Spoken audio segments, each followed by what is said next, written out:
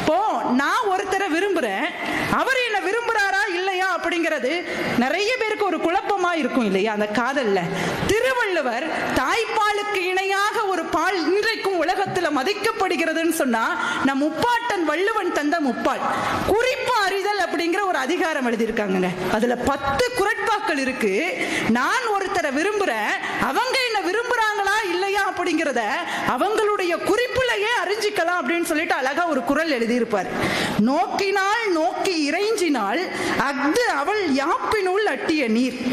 நான் பார்க்கிறேன் அவளை, நான் அவளை நோக்குறேன், அவன் என்ன பார்க்கவே மாட்டேங்கிறான். காதல் அப்படித்தானே இருக்கும்.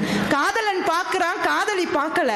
காதலன் பார்க்காத நேரத்துல காதலி பார்க்கிறா, காதலி பார்க்கிறத காதலன் பார்த்துட்டாங்க. அவளுக்கு ஒரு வெக்கம் வரும் இல்லையா? அந்த நாணத்தை அவன் காதல் அப்படிங்கிறத குறிப்பா எடுத்துக்கிறான். அதை வள்ளுவர் இந்த குறள்ல எவ்வளவு அழகா எழுதுறாருன்னு சொன்னா, காதலின் அழகே அந்த குறளில் இருக்கக்கூடிய அடிப்படை நாதம் தான். அந்த நாணம் அப்படிங்கிற நீரை காதல் அப்படிங்கிற பயிர்ல ஊத்துனா எவ்வளவு அழகா செழிப்பா வளருமோ, அது மாதிரி மனித குலம் வளரணும்னு சொன்னா, இந்த சமூகம் மாற்றம் அடையணும்னு சொன்னா, காதல் அப்படிங்கிற அருமையான விஷயம் இதயத்துக்குள்ள இருக்கணுங்கிறத வள்ளுவர் ரொம்ப அழகா